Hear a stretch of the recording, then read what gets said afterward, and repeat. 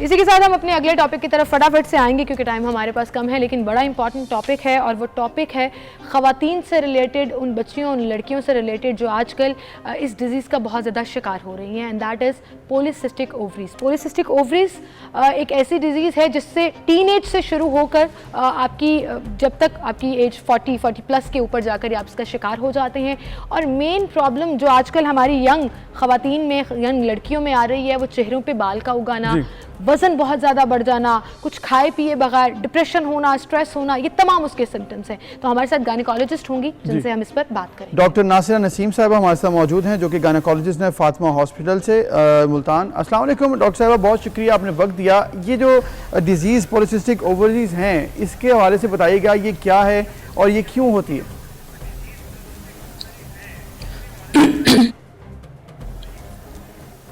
वालेकुम अस्सलाम। सबसे पहले तो मैं आपका शुक्रिया अदा करूंगी कि आपने इस इंपॉर्टेंट टॉपिक पे बात करने के लिए मुझे इनवाइट किया। पॉलीसिस्टिक ओवेरियन सिंड्रोम एक बहुत प्रेवलेंट डिजीज़ है और इसका incidence day by day all over the world increase हो रहा है और स्पेशली पाकिस्तान में इसका इंसिडेंस अब काफ़ी ज़्यादा हो गया है।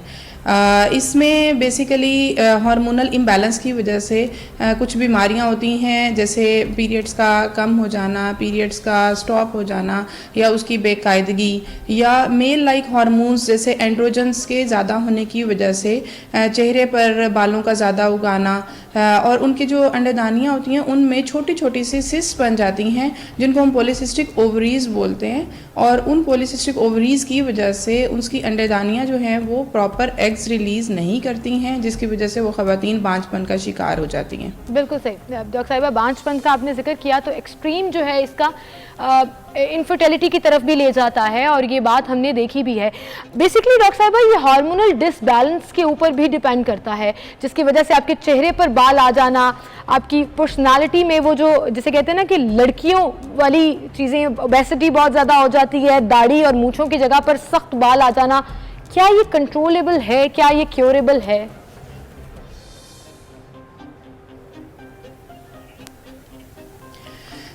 ये बिल्कुल कंट्रोलेबल है। इसमें इनफैक्ट जो रीज़न है बेसिकली वो ओबेसिटी ही होती है, वेट का जो है ओवर हो जाना, और उस वेट के ओवर होने की वजह से बॉडी में जो हार्मोन्स हैं उनका इम्बैलेंस हो जाता है। तो ये इसीलिए क्योरेबल है। ज़ाहिर है इसमें लाइफस्टाइल जो है ना मॉडरेशन बहुत ज़रूरी है।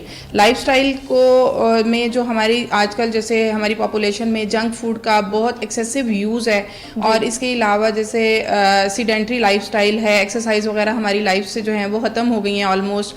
तो उसकी वजह से फिर ये जैसे ही हम इन चीज़ों की तरफ फोकस करते हैं तो फिर ये चीज़ जो है वो कंट्रोल्ड उसमें आ जाती है। लेकिन अगर आप इसको कंट्रोल नहीं करते हैं तो फिर ये आगे जो है ना काफ़ी सवेयर होती चली जाती है, और वैसे भी ये फैमिलीज़ में भी रन करती है। अगर मदर जो है उनको ये प्रॉब्लम है तो या सिस्टर्स को है तो आपको भी ये प्रॉब्लम हो सकता है। मीन्स ये फैमिली देखा गया है कि ये जेनेटिक्स में भी ये फिर प्रॉब्लम रन करता है। सही। तो डॉक्टर साहब जिस आपने बताया कि ये प्रॉब्लम रन कर रहा है फैमिलीज़ में भी और इसके अलावा ये मामला बिगड़ भी सकता है, तो इसका इलाज बताइएगा और साथ साथ ये भी बताइएगा कि रेशो क्या है, परसेंटेज कितनी है इसकी ख़वातीन में?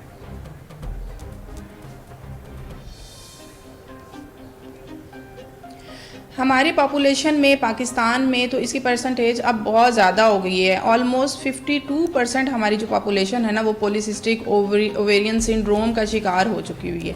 मींस हर ऑल्टरनेट पेशेंट जो हम आप देख रहे हैं ना उनमें पॉलीसिस्टिक ओवेरियन सिंड्रोम होता है, और हर किसी में जो है इसके प्रॉब्लम डिफरेंट हो सकते हैं, जैसे कि चेहरे पर बहुत ज़्यादा दानों का बन जाना जिसको हम एक्नी बोलते हैं, और गैर ज़रूरी बालों का चेहरे पर या बाकी जिस्म के हिस्सों पर बहुत ज़्यादा हो जाना, बॉडी जो है वो मैल शेप्ड हो जाना। तो इसका इंसिडेंस अब हमारी पॉपुलेशन में डे बाय डे इंक्रीज़ हो रहा है, ऑल ओवर द वर्ल्ड भी हो रहा है, लेकिन पाकिस्तान में तो इसका रेशो बहुत ज़्यादा हो गया है। जी डॉक्टर साहब, रेशो ज़्यादा हो रहा है तो फिर प्रिवेंशन के लिए क्या करें? आप क्या बताना चाहेंगी उन तमाम ख़वातीन को, उन तमाम लड़कियों को जो ये शो देख रही हैं कि अगर हम ये कर लेंगे तो हम अवॉइड कर सकेंगे पॉलीसिस्टिक ओवरीज को?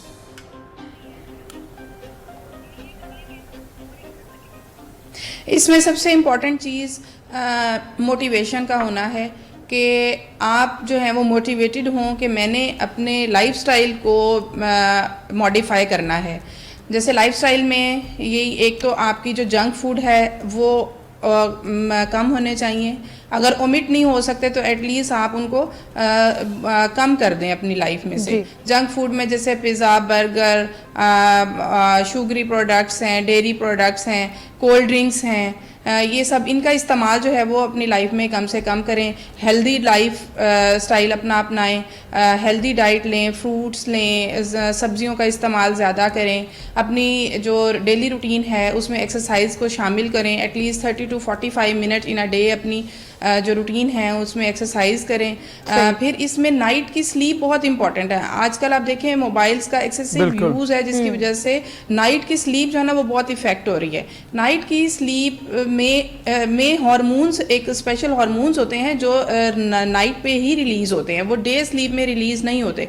और वो हार्मोन्स जो हैं वो हमारी जो अंडेदानियां हैं उनके ऑक्सीडेटिव प्रोसेस को कंट्रोल कर रहे होते हैं। उसमें इंपॉर्टेंट हार्मोन है जिसको हम मेलाटोनिन बोलते हैं। तो अगर आप पूरा दिन भी सोते रहें और आप रात में आपने प्रॉपर स्लीप नहीं ली है तो उससे आपका जो पॉलीसिस्टिक ओवेरियन सिंड्रोम है ना ये एग्रावेट ही होगा। इसके अलावा हार्मोन्स होते हैं जैसे सेरोटोनिन हार्मोन है, और हमारी ये जो प्रॉब्लम है ना इसमें बेसिकली हमारी बॉडी में इंसुलिन की इनसेंसिटिविटी हो जाती है। अगर आपकी स्लीप भी पुअर है तो आपकी इंसुलिन जो सेंसिटिविटी है वो प्रॉपर नहीं होगी और आपके जो मूड में चेंजेस है ना वो नहीं होंगी ठीक। तो ये एक पेशेंट ना एक किस्म का ना विशियस साइकिल में एंटर होगा। आपने बड़ी जबरदस्त बात की है। बेसिकली एक हेल्दी डाइट, हेल्दी लाइफस्टाइल अगर होगा तो आपको इस बीमारी से बचा सकेगा और बहुत सी बीमारियों से एक हेल्दी लाइफस्टाइल जो है वो आपको बचा सकता है। बहुत शुक्रिया आपका। इसी के साथ आपसे इजाजत चाहेंगे। वीकेंड एंजॉय कीजिएगा। मंडे को मुलाकात होगी। अल्लाह हाफिज।